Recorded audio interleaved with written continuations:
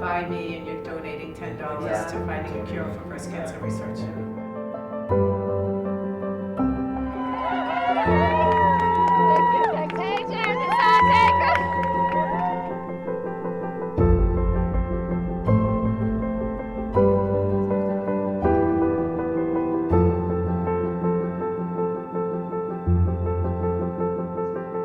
I think it's important to make this film for two reasons. First, because a lot of people don't realize what metastatic breast cancer is. You die of this disease. There is no cure. And I think that it's important people realize that. But my other reason for wanting to do it is to show people that there are women out there living with this disease. They're not dying of it, they're living with it. They're living each day, they're taking care of their children, they're being with their husbands, they're working, they're going to school, they're living with this disease. And I think it's important that people see that.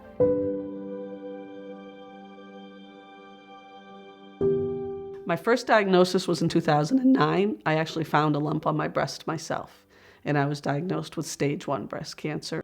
I had a mastectomy, and then I had chemotherapy. With my second diagnosis in 2014, I kind of knew the minute I went and she examined me, I could tell by the look on her face that this wasn't good.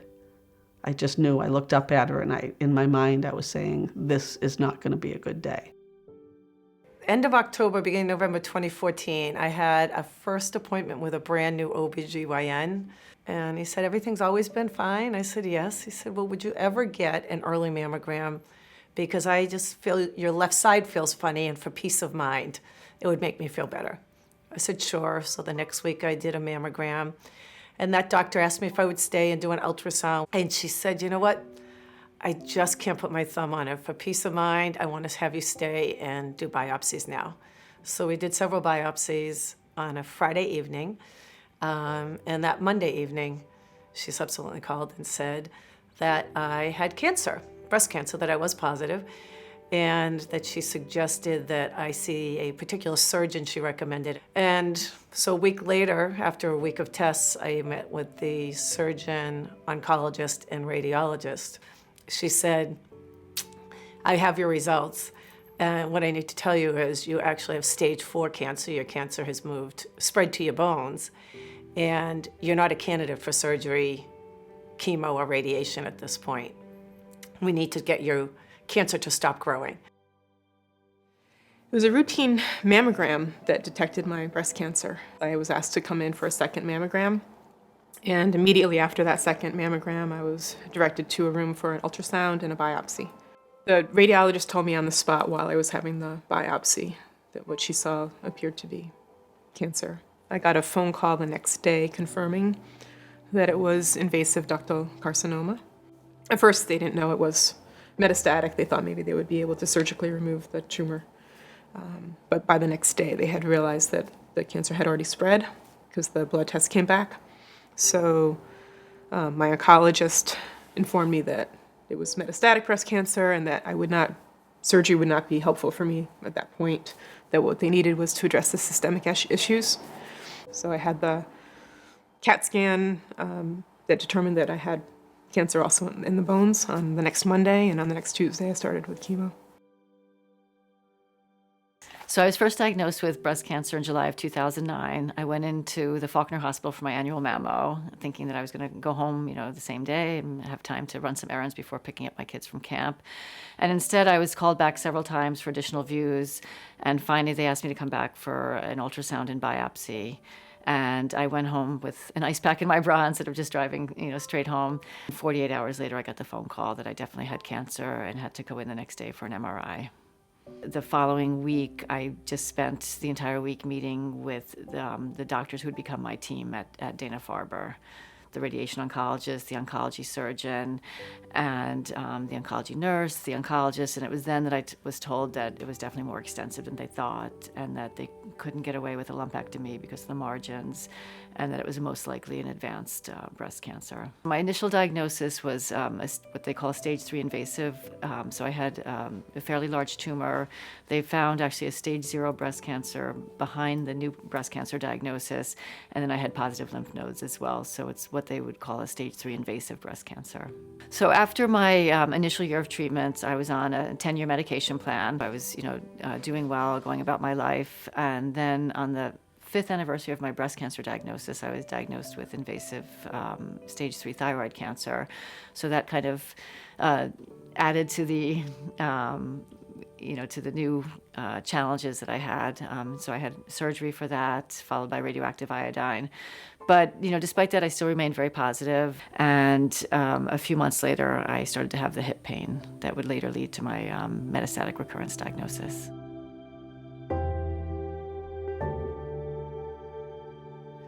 Like, what does stage 4 mean? Yeah, what is this? Everybody is crying. And he said, you don't really have to use it again if you don't want. We don't. He said it's a definition that has so many variations of what it actually means. And they're talking about changing that now. And he said, because I said, and he said, you would be the same way before you had cancer. You would assume if someone had stage 4, they were going to die. Right. Yeah. And he said, you should call it treatable, non-curable. You have a chronic condition. And that was pretty odd. Like, that was sort of lifted the weight of the world off the top of my shoulder. We literally both looked at each other and was like, I can deal with that. I can tell my kids. They won't Google stage 4. Yeah. One of the things that makes me crazy is that people have no idea what this is. Women that have had breast cancer or have it now have no idea what metastatic breast cancer was.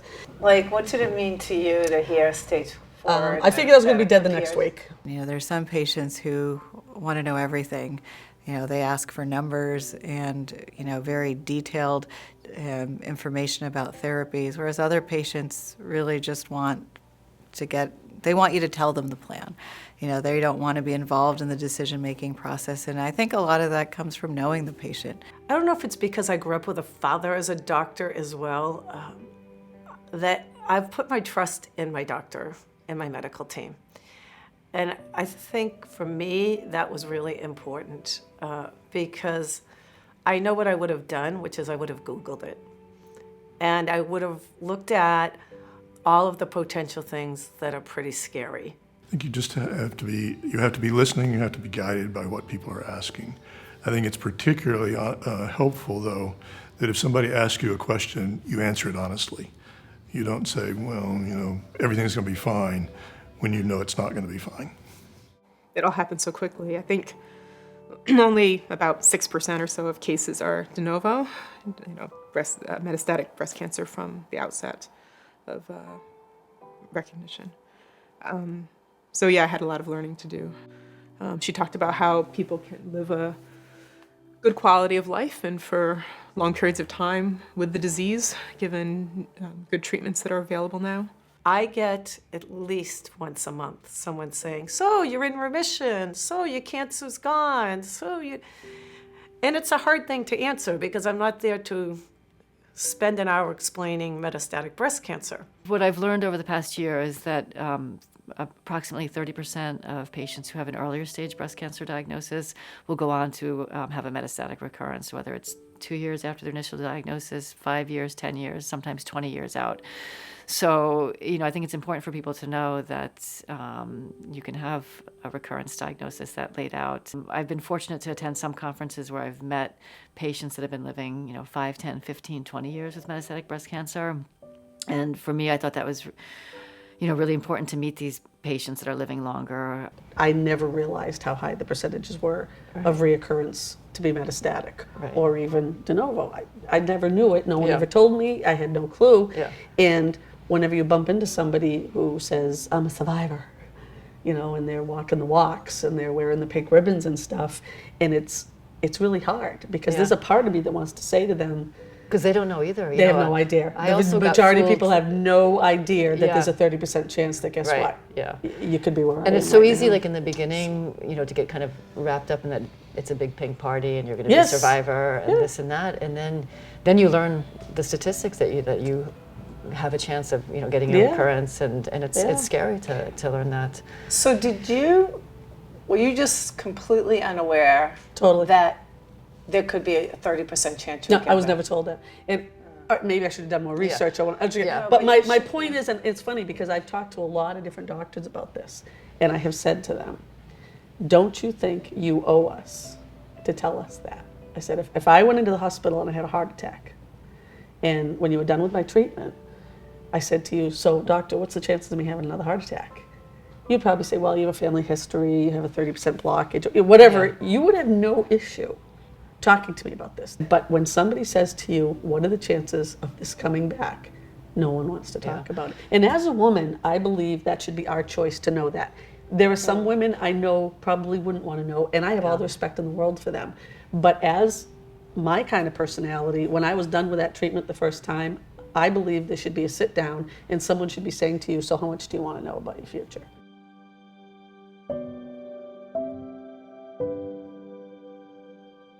The first time I had cancer, a friend of mine and I started Score for a Cure, which is an organization that raises money for women in eastern Massachusetts that are battling breast cancer.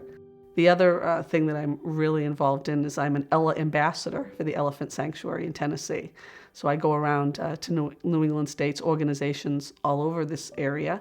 So those are two of my real passionate interests that I have. I also love to do public speaking, and I'm a very busy person. I don't sit still very often. I ran the Boston Marathon a total of 8 times, and 5 times since my initial breast cancer diagnosis. I ran it in 2010, just after completing the year of treatments, and that was really exciting because I just felt like so strong and so powerful after what I had been through. And then I ran it this year as well, raising money for metastatic breast cancer, and that was.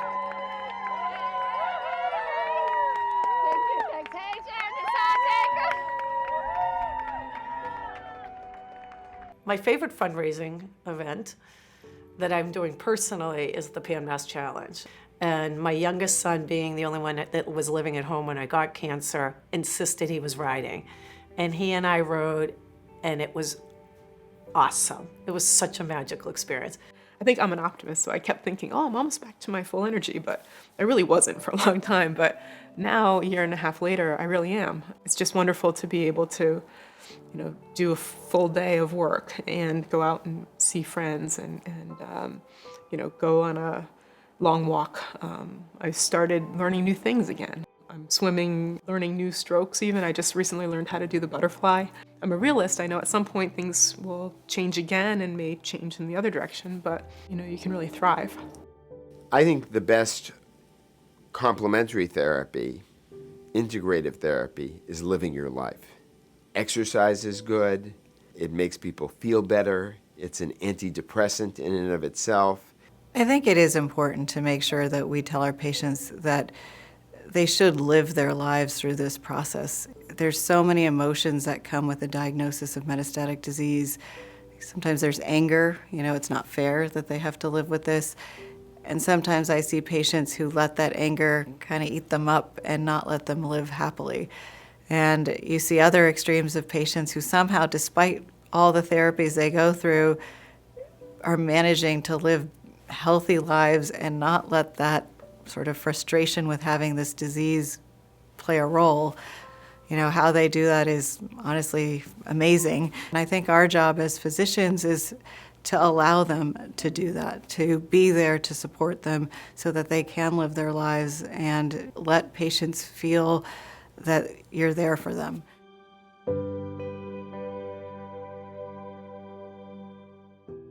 Sometimes I'll run by myself, and if I'm feeling scared or anxious about treatments, I can cry by myself or just kind of think through my day. And then most of the time I run with friends, and that just keeps me really positive because we don't really talk about, I don't feel like a cancer patient when I'm out there running with my friends and doing work in the community, and we just support each other and stay very positive. So it's pushed me more out to the community, either running the marathon and raising directed funds. I started the Thanksgiving Day road race in my town, and we have donated $40,000 to Dana-Farber over the past 2 years from that. And then starting another nonprofit that's going to be specific to metastatic breast cancer, and that's the fashion show in September. That's our first event, and I think that helps kind of get the word out. My kids and my husband, we're always very close, but something shifted, and we don't talk about it, but I see it. They don't miss a chance to do something with me or us to do something together. This Thanksgiving, all 4 dragged themselves out of bed and we ran the turkey trot as a family. So little things like that, they probably don't know I notice, but have added to my living my life fully for sure. I definitely have the daily reminders. I wake up in the morning, I take a pill for my thyroid. With breakfast, I take, the breast cancer medication, and, I see the scars, obviously, when I'm showering and getting dressed. One of the things I realized was that when I first got diagnosed, I had to get treatment, and it was very aggressive at first. Didn't have a lot of energy. Things were tough for a while. But then things got better. I was able to get off that drug because it did such a good job. It beat back the cancer in my liver, which had been distended, now went back down to normal size and was looking good. My bones were hurting earlier, now they don't. I have to take account of the fact that I have this disease and I don't always feel great. But for the most part, I've managed to balance that. I think it'll be more difficult as the disease progresses, but so far I've been lucky and I've been able to kind of do that balancing act between what I want to do and what the disease allows me to do.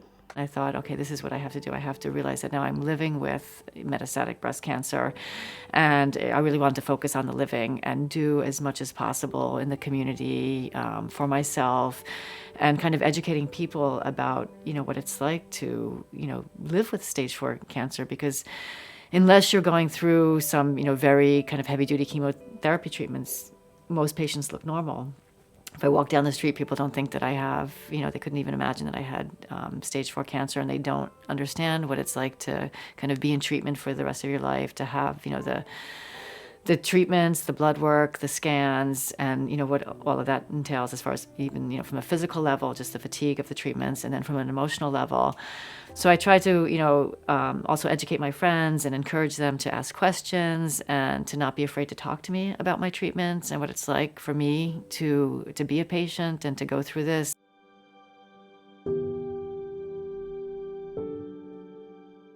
It was on a Tuesday when I first started my treatments. And I remember that Monday night before my first Tuesday appointment, I sent out an email to my community of friends because I knew I was going to need rides. So I sent out an email, and I was able to link to some really good websites in that message so that I could inform others what metastatic breast cancer really meant. Yeah. And it was good that I was able to educate others on that early on, I think. But in that initial email, which I just saw the other day, I said, I hope to see my daughter graduate from college. And she did, just last month. I went through my whole family. How could I have done this? What did I do? My oldest loved country music. When country music came on the radio, I started to cry. My next son was a junior at Notre Dame, and I was going to ruin his graduation. My next son was a freshman at Bowdoin, and he was going to have 4 horrible years because his memory was going to be, I lost my mother as a freshman. And my little guy, he would be a junior in high school, and I thought, he's just too young. Just something snapped, and I said, hey, Duncan, if it is, it is. And people have made it through before you, and they'll make it through after you. And you're the only woman in the house. And if she says you have cancer, you're gonna have to learn how to be the positive one and pull yourself up by your bootstraps and figure out why it happened and make the most of it. I'm very lucky in that most of my family lives within a few miles of where I live. Good, yeah. And the day I found out, I just called them all and I said, I need you all to meet me at Mom's house. Because I didn't feel like repeating this 72 times. I said, listen, I'm just going to tell you this is what's going on. And everybody cried, and everybody was like, okay, this is what we're going to do. PanMass has been huge. And what the fundraising did was, they don't know how to be a part of this. Because I'm healthy. They don't have to come home and make dinners because I can take care of that. They haven't had me at a point where physically they need to do things for me. But yet they want to do something. And being able to ride the PanMass with me, we rode together the whole time. I don't think that they were thrilled I kept up with them the whole time, their 56-year-old mother. But they really felt now invested in this whole experience with me, as opposed to on the outside hoping I'm not going to die. They pretty much live each day almost as if I'm not sick. Like, I feel like sometimes it's like working against me because they're not cleaning their rooms, they're not emptying the dishwasher. And then when I have to go to the hospital, if I miss a soccer game, they're like, well, why can't you go to my soccer game? I'm like, oh, I'm gonna be in the hospital. They're like, why are you in the hospital? I'm like, I have cancer. Like, they forget. Yeah, exactly, they forget, they don't. One of the most difficult parts of having a disease like this, a disease where you know you're gonna pass, you're not gonna survive this disease, is the attention all goes to the patient. and the spouse kind of gets left in the dust. I think if I was to give advice to any spouse, from someone whose wife has this disease, I would say, you know what? You need to talk to somebody. Doesn't have to be a support group if you're not comfortable in that atmosphere, but find someone that you can vent to, someone that you can throw stuff out there. And also to not be afraid to talk to your wife. If you are afraid, I understand, but you don't have to be.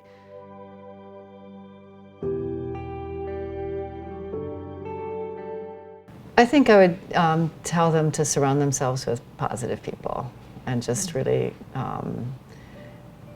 enjoy the company of people that are really important to you. I would say to make sure you have a doctor that you trust and love and have a great relationship with. Absolutely. And that it won't always be chemistry at your first one, and that it's, even my doctor, I've heard him say this, it's okay to leave.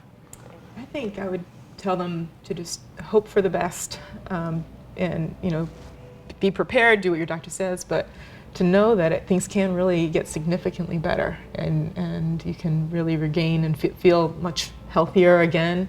That's possible, I think, is really an important message, because I just thought I would get to a certain plateau and just kind of be surviving, not really living. And I'm, back to my full blown every day is a busy, fun day. Oh, that's good. Kind of activity level. And I think that's something I would have liked to have known was possible. Right. It doesn't happen for every single person, but it's possible, and that's good to have that thing to aspire to. Yeah. I'd have to say just to live. Yeah, plain and simple. It's why we chose living as the topic of this documentary, was to show people that you can live with this, but you have to want to, and you have to decide that this is just my new life, my new normal, as we talked about. Yeah. It is my new life, and you may have to change some things, make some adjustments, Right. but live every day. I mean, I kind of always believed that anyway, but now even more so. The journey ahead is not linear. It was some tough times initially, but then things got a lot better. The treatment really worked for me, and I was able to go off one of the drugs that I was on that was so powerful because the treatment worked. In the past 15 months or so since my diagnosis, I've tried to catch up and meet as many patients as possible. And with groups like the Metastatic Breast Cancer Project, I've been able to kind of connect with patients and just kind of share stories and support each other. If I knew someone that was just diagnosed with it, I think what's really important to let them know is that you're not going to die tomorrow. You're not going to die the next day, and you're probably not going to die the day after that. That the treatments are getting better every day, that there is hope that you're going to live for a while. No guarantees, but there is hope. And that you have to realize that every day is a gift. And you have to make sure you appreciate that gift and do something to make that gift worthwhile. Also, that feeling of death, that overwhelming feeling of dying that I think everybody goes through, that you just can't get away. I used to say it was like the radio in my head that wouldn't turn off. Give it a chance. It's probably going to go away, and you're going to be given permission to live again. It's just that new normal we talked about. It's that new normal of adjusting your life. And the other thing I would say is always get a second opinion. I think a lot of people are afraid to get a second opinion, but especially if you live anywhere near a place that specializes in this, you need to get a specialist in there. You need to find someone that doesn't specialize in cancer, but specializes in metastatic breast cancer, because you want to know every single option there is out there. There's a couple things I do. Number one, I belong to a Facebook page for metastatic breast cancer patients. Sometimes that's a difficult thing. There are parts of those posts I don't read, because you have women that are in all stages of the disease. Some of them are in the end stage, and I'm not ready to deal with that yet. But a lot of times you can get some ideas on how to handle some side effects, the emotional aspect of it, how to deal with husbands, how to deal with kids, things like that, which it's wonderful to have that group out there that are all going through the same thing you are. We're all in this together, and that's a great thing to have. My main suggestion is that when patients are initially diagnosed with metastatic breast cancer, that they be provided with materials to read on their own. I think the doctors know that people need that time to process things, and they know that they can't say everything in that one first meeting, even though I remember my doctor took a good long time with me and my mom and my daughter to explain everything we had questions for immediately. But there's just lots that one doesn't know to even ask on that first meeting.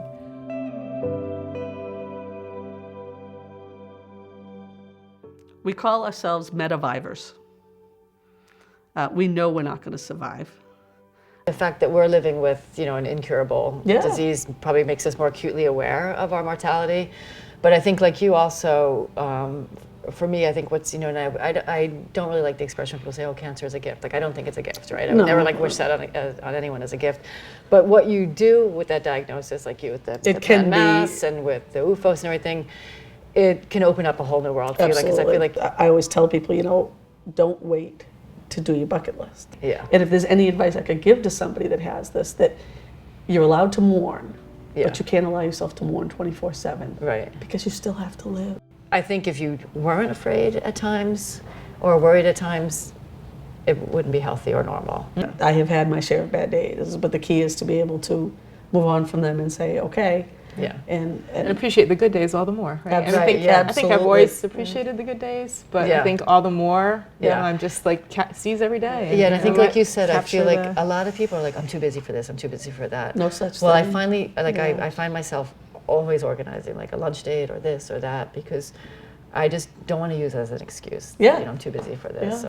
And I'm amazed, just since I had my first diagnosis in 2009, how many drugs are now available for this disease that were not there then. That wasn't that long ago. And yet, there's a lot more options out there. So every day, there's more stuff coming out. And like I said, I may not see a cure in my lifetime, but I think there's one coming. So you have to work through it, and you have to be positive because none of us have that stamp on our forehead. You have to know that we're all in the same boat. None of us are coming out of this alive. One thing that Eric told me at my first appointment that really stayed with me was that cancer is like surfing, and you're going to have high waves and low waves. And when you're on the high waves, enjoy them and ride them. And when you're on the low waves, you have to promise us you're going to stay on the board. And you have to trust us and lean on us and use us. I think I am a survivor. I'm surviving. I'm alive, I'm doing well, and I'm more than surviving, I'm thriving, despite having metastatic breast cancer. So, things can get better. And so now I'm just living. I'm enjoying all the things I used to enjoy. And I just hope that I can enjoy those for as long as I can. So I think the key is to just take every day and enjoy it to its fullest.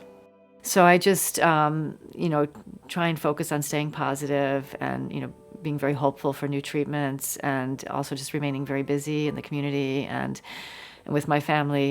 But it doesn't really bother me, that much because I feel like, okay, I'm feeling great. I'm running almost every day, much slower than I used to, but it's, I'm out there and, I'm busy with friends and family and just really, trying to enjoy life. And, I have the scans at the end of November, I think, and I'm just hoping that, there'll be good news and that I'll just, keep on living.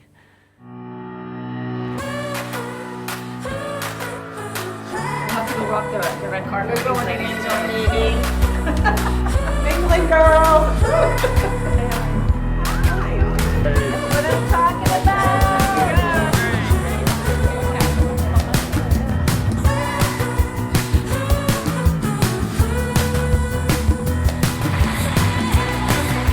But she's also a metastatic breast cancer patient who recently visited northern India with her daughter. She's living with this disease. This is Lisa Johnson, the documentary lady. How cool is she? She's a community outreach coordinator with the Prentice County Sheriff's Department. As you heard, an NBC patient, she's the woman behind the film. Duncan Finnegan. Coolest name. Duncan is the head of brand marketing for UFOS Footwear, and she's a metastatic breast cancer patient. And you look awesome, Duncan. That is just awesome. You could wear that off the couch and ride to Starbucks. 1930s check necklace and earrings. Carol says.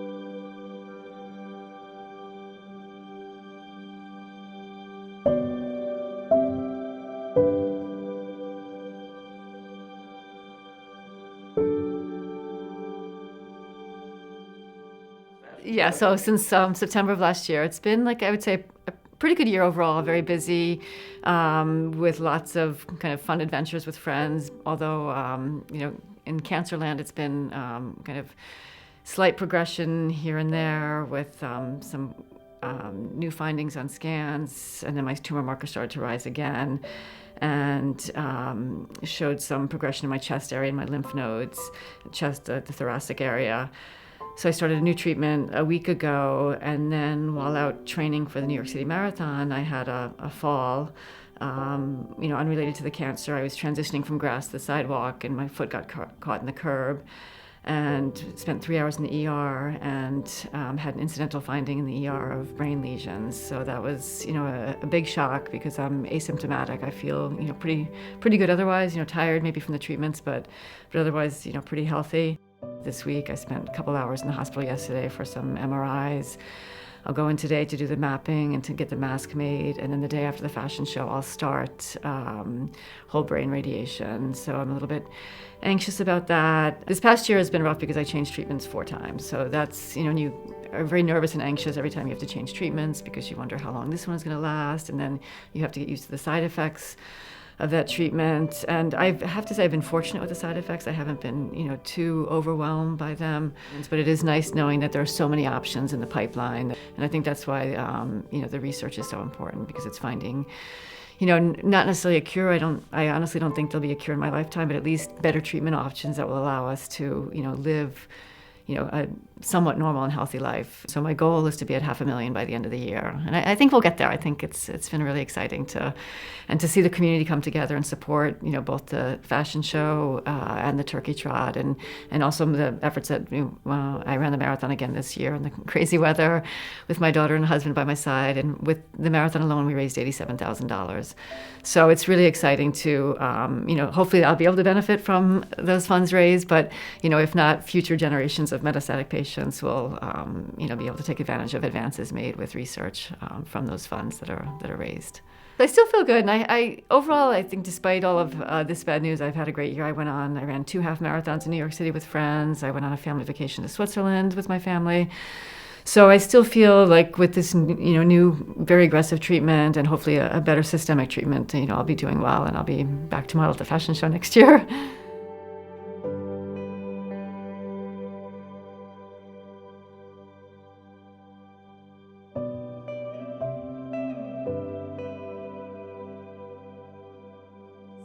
So we did the pan mass again, which is pretty amazing. It's become my one focused personal activity. We're up to, I think, $540,000 as a team. If there was any way that we could help this amazing group of research doctors get to a point, hopefully in my lifetime, but I would be really happy to know that I made a significant dent and impact. If not, is that they could find a cure for breast cancer. And if they can find it for metastatic, then they can cure all breast cancer. But I really have to hope and believe that it's going to be okay. And there will be a point it may not be, but I'm not going to expect when that might be. And I really feel privileged that Lisa started this and invited me to be a part of it. And that was our commitment, is to live life fully, and that's what the whole purpose of this is living. And it would do a disservice to Lisa's whole vision and purpose to not honor that and keep doing it. And so I feel privileged to even be a part of the whole documentary, because it's a wake up to keep reminding myself that that's a commitment.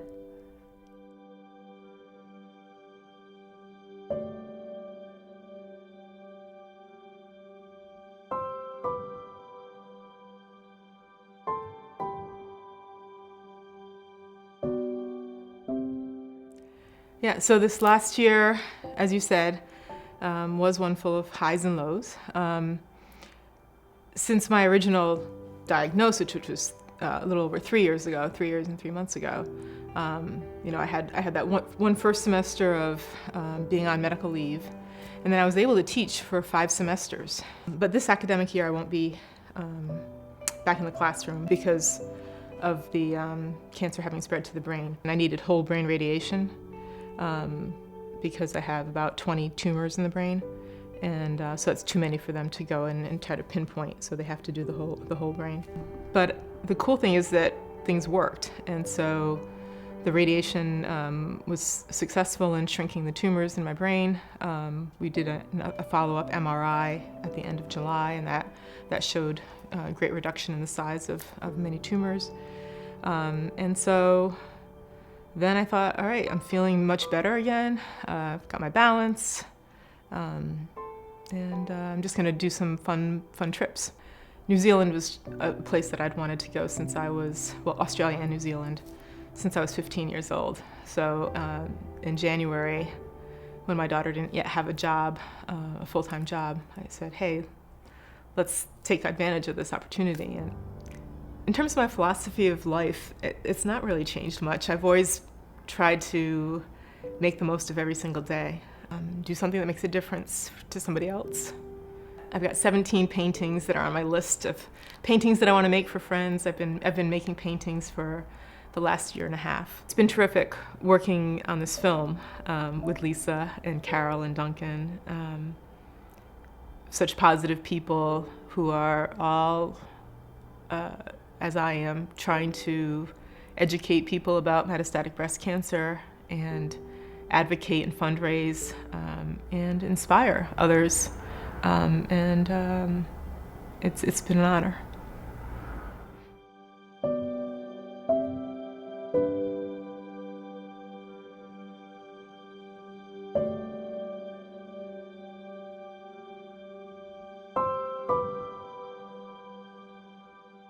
If I had something to say to somebody that just got diagnosed with cancer, I would tell them that it's not bad all the time. Is that you have these mountains and valleys that you go through, you know, where you get bad news, but then, you know, like you might have like 3 months where you haven't felt good and you're angry because this is not how I wanted to live. And then all of a sudden you start feeling better and you realize that, well, you know what, I'm still here. I can make some good use of the time I have, whatever it is. And it is frustrating because there's a lot more I want to do. If one person who gets diagnosed with cancer, if this makes it a little bit easier for them, then it's absolutely well worth it. I just want people to realize that it's living with cancer. It's not dying of cancer. If there was a message I had to say, it would be that one. Because even though I'm not going to live as long as I hoped, and that's a very difficult concept to deal with, because we all want to live a long time, the key is to do as much as you can in the time that you have. And that's whether you have cancer or not. These days I always have the same thoughts turning around